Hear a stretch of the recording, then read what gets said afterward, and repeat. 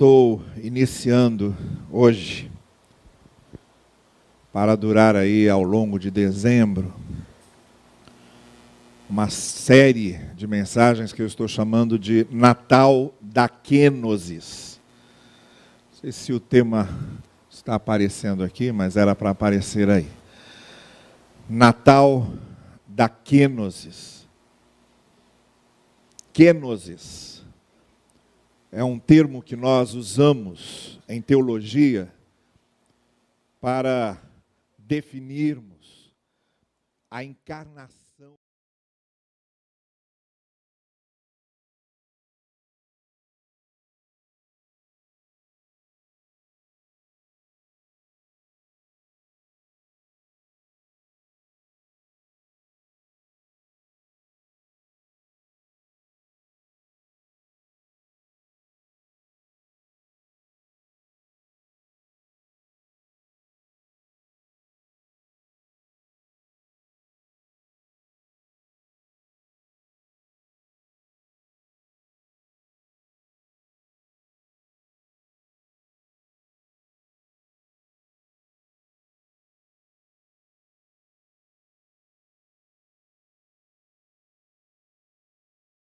No grego original, o verbo eskenosen, autoeskenosen, esvaziou-se a si mesmo. Já estou te dando uma dica, tá bem? Quando você encontrar aí com um outro crente e conversarem sobre o Natal, você já pode dizer, para mim Natal é kenosis. Ele vai olhar para você e vai dizer como é que é. Para mim Natal é kenosis. Aí ele vai perguntar, o que é que significa isso? Você vai poder dizer, kenosis quer dizer que Jesus esvaziou-se a si mesmo.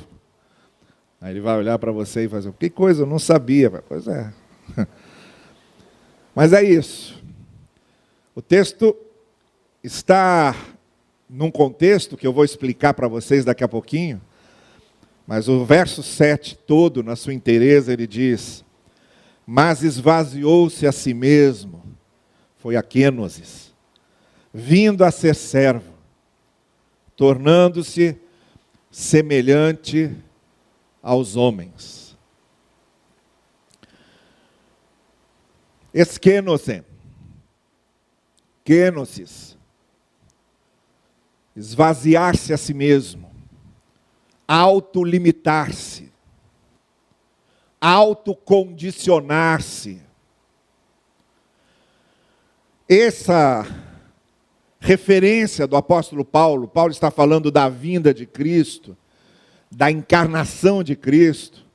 E o Natal a gente celebra exatamente isso, a gente no Natal celebra a kenosis de Jesus. A encarnação, o autoesvaziamento de Jesus. E por que Paulo está falando nisso nesse trecho de Filipenses? Porque em todo o capítulo 2, Paulo está se referindo a problemas de convívio que havia na igreja de Filipenses, em que o egoísmo, a vaidade, a arrogância, a soberba, impediam os cristãos de se relacionarem de forma saudável, positiva, proveitosa. Então ele começa o capítulo 2 dizendo, vocês precisam ter entre vocês um sentimento de humildade, em que ninguém se sinta maior que o outro, que vocês saibam se perdoar mutuamente, se compreendam mutuamente. E aí ele vai falando isso, até chegar no verso 5, onde ele diz, haja em vocês a mesma mente de Jesus. Quando a gente caminha um pouco mais na própria carta aos Filipenses, no capítulo 4, a gente vai perceber que tem um caso concreto que ele cita como exemplo. Em que ele fala de Evódia e Síntique, duas irmãs, e ele diz que Evódia e Síntique tenham a mente de Cristo, ou sintam a mesma coisa em Cristo. Então a gente fica sabendo que pelo menos Evódia e Síntique tinham lá um problema que elas não conseguiam resolver entre elas, E muito provavelmente ligado ao egoísmo, à arrogância, à dificuldade de perdoar, à dificuldade de ouvir, à dificuldade de compreender o outro. Assim como ele se refere a essa ter a mente de Cristo, no verso 5, tenham a mesma atitude, a mesma postura, a mesma mente, o mesmo jeito de Cristo, é isso que ele está dizendo. Tenham o mesmo jeito de Cristo. E aí o que é que Cristo fez então? Para a gente ter o mesmo jeito dele. É aí que entra todo aquele trecho que a gente conhece bem, que eu já ouvi alguns corais, pelo menos o coro feminino, o coro Arthur da nossa igreja aqui, que já cantaram aquela música que fala que ele abriu mão da sua glória. A gente acredita hoje, de maneira mais específica, que aquilo era um cântico antigo. Que na verdade essas palavras não são do apóstolo Paulo. Ele estaria transcrevendo um cântico que as congregações cristãs do primeiro século entoavam. Então ali, a partir do verso 6 até o verso 11, em que Paulo diz: ele deixou a sua glória, deixou o seu trono, esvaziou-se a si mesmo, a kenosis, tomou a forma de homem, de ser humano, de servo, e foi se humilhando até a humilhação mais terrível, que foi a morte de cruz. Para depois então ser exaltado. E aí ele termina aquele cântico dizendo: para que todo joelho se dobre e toda língua confesse que Jesus Cristo é o Senhor. Então o movimento foi esse, ele estava lá em cima, e aí veio descendo,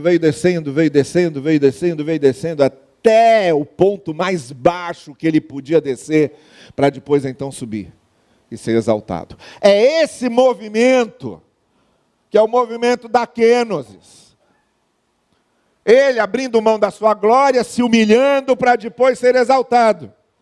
É esse movimento que Paulo está dizendo a Evódia e Sintique, e a igreja de Filipenses como todo, tenham esse sentimento, tenham esse jeito de ser, abrindo mão de egoísmos, de arrogâncias, de vaidades, para que vocês convivam bem. E façam como Cristo fez. Abriu mão da sua glória, abriu mão dos seus atributos eternos e esvaziou-se a si mesmo. O dono do universo se torna um neném que precisa mamar no seio da sua mãe para sobreviver. O dono do universo deixa o seu trono celestial e nasce numa manjedoura. O dono do universo precisa aprender a falar, precisa aprender a andar, precisa aprender a comer, aprender a ir ao banheiro, aprender a tomar banho. Tudo isso, como qualquer criança, o Criador e dono do universo se autoesvaziou nesse sentido por amor a nós. Abriu mão dos seus direitos por amor a nós. É essa a lição da kenosis. É essa a lição que Paulo está passando para os filipenses. Quando a gente abre o Evangelho de João, no seu prólogo, João está dizendo a mesma coisa que Paulo disse em Filipenses, com outras palavras. Ele está dizendo: olha, aquele que era a palavra eterna, o verbo eterno, se fez carne e habitou entre nós. E a palavra habitar era a palavra, o neologismo tabernacular. Era uma referência ao fato de que o povo, quando saiu do Egito e foi para a Terra Prometida, e antes de construir o templo, usava o tabernáculo para representar a presença de Deus entre eles. E moravam em tendas durante toda a travessia do deserto. Eles tinham até uma festa para comemorar isso, que era a festa dos tabernáculos, a festa das tendas. O judeu era muito festivo. Tinha festa para tudo. E aí João pega essa ideia e diz, olha, ele veio tabernacular, ele mesmo, assim como o tabernáculo lá no deserto representava a presença de Deus, ele veio tabernacular entre nós. E aí a gente junta com o que Hebreus está dizendo na abertura da sua carta, quando ele diz, Deus agora se revelou de uma forma inédita, surpreendente. Ninguém imaginou que seria isso. Ele já tinha se revelado através dos profetas, já tinha falado através dos profetas, mas agora Jesus não é um profeta apenas, ele não é um porta-voz de Deus, ele é o próprio Deus encarnado, ele é a palavra encarnada. Ninguém esperava isso, isso é inédito, isso é novo. Hebreus vai dizer, nunca Deus se revelou como se revelou em Cristo, porque em Cristo ele tabernaculou entre nós. E é disso que Paulo está falando quando ele fala, esvaziou-se a si mesmo. E aí a gente vai compreendendo o que Paulo está dizendo, porque a gente vê que Cristo sentia fome, Cristo sentia sono, Cristo ficava cansado, Cristo era tentado. E ele passava tudo o que um ser humano passa na vida. Ele era conhecido como filho do carpinteiro, porque ele teve que aprender uma profissão. Foi a profissão do seu pai. E teve que botar mãos à obra, teve que ir para a oficina da carpintaria, teve que trabalhar, ter fregueses. Manter a família. Autoesvaziamento. Deus se tornou um operário. Deus se transformou num trabalhador. Deus se transformou em alguém que precisava ganhar o pão de cada dia para sustentar a família. A gente percebe que José desaparece em determinado momento. Maria estava lá viúva. Jesus, como primogênito, tinha a responsabilidade primeira de sustentar sua mãe e seus irmãos. Trabalho duro, suado, todo dia. Deus precisando suar a camisa para sustentar sua casa. Deus machucando suas mãos, trabalhando a madeira, ferindo suas mãos, fazendo móveis para atender as encomendas. Autoesvaziou-se. E é aí que o apóstolo Paulo diz, olha, isso é o nosso padrão de vida e de ação. Isso. Haja em vocês, diz Paulo, essa mesma mente de Cristo, esse mesmo jeito de Cristo. E por que a gente está falando nesse texto agora, durante o Natal? Porque esse texto é Natal puro. É Natal puro, é o Natal mais puro que existe, é esse texto. Mais importante do que todos aqueles outros textos que tradicionalmente usamos para Natal, os magos, os pastores nos campos, a fuga para o Egito, mais importante do que qualquer um desses temas, esse tema colocado por Paulo é essencialmente natalino. Quando ele diz que Natal é o autoesvaziamento de Deus. É Deus abrindo mão dos seus direitos, da sua glória, da sua eternidade e se condicionando, e se terrenizando, e se fisicalizando, e se humanizando. No jardim do Éden, o homem quis ser igual a Deus e se perdeu. No Natal, Deus se fez igual ao homem e nos ganhou. É isso que é o Natal. Então, por que é importante a gente entender bem o que foi a Kênosis? E o que a Kênosis tem a ver com o Natal? E por que podemos chamar o Natal da grande Kênosis, a celebração da grande Kênosis? Porque estão umbilicalmente ligados.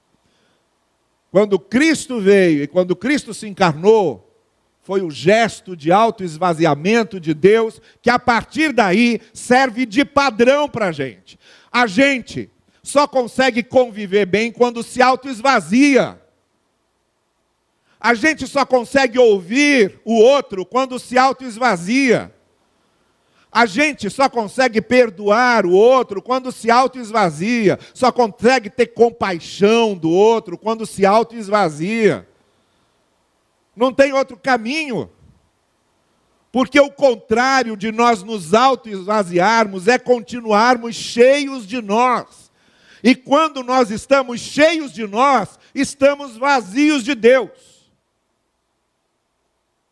Só uma maneira de ficarmos cheios de Deus é nos esvaziando de nós, porque só há espaço para um aí. Quando eu estou no trono, Jesus está na cruz. E quando Jesus vem para o trono, eu é que vou para a cruz. Foi isso que Paulo disse. Já estou crucificado com Cristo. E agora vivo não mais eu, mas Cristo vive em mim. Porque eu só tenho essas duas opções. Ou eu deixo Cristo no trono e fico na cruz.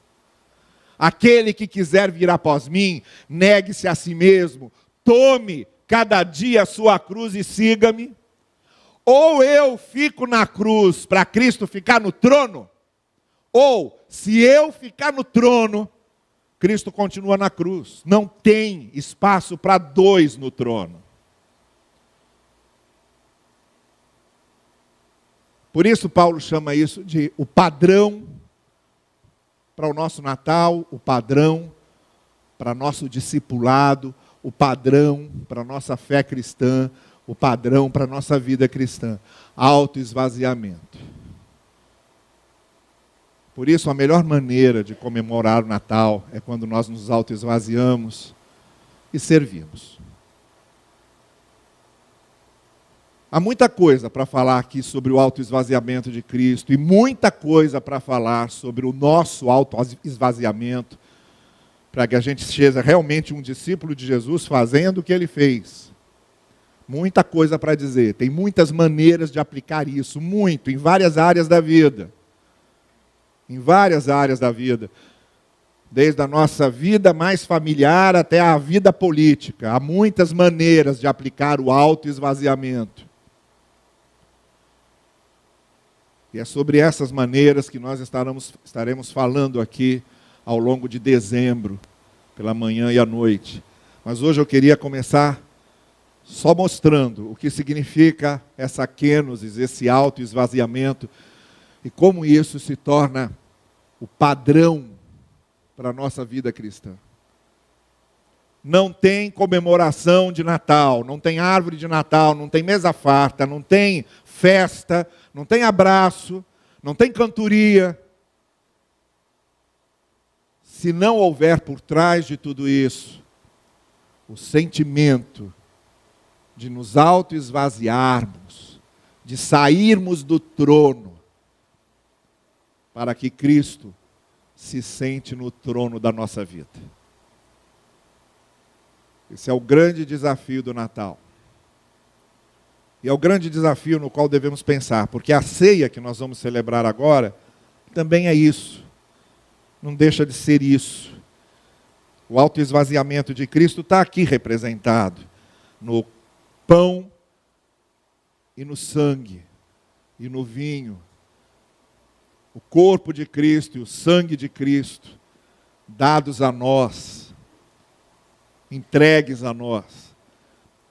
Deus se esvaziando e se tornando carne e sangue. Deus se esvaziando e se tornando um Deus que morre. O Deus eterno se torna do Deus que morre por nossa causa. E na ceia a gente está justamente celebrando isso.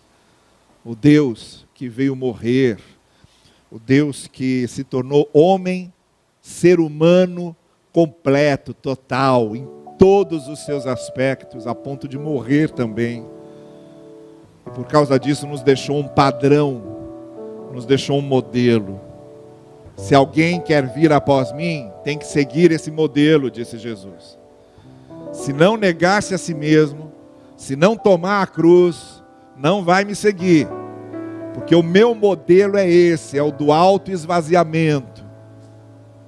Só estaremos cheios de Deus quando estivermos vazios de nós mesmos. É isso que o Evangelho nos ensina. E é isso que nós estamos celebrando aqui. Eu vou convidar os diáconos que vão ficar comigo aqui à mesa e quero perguntar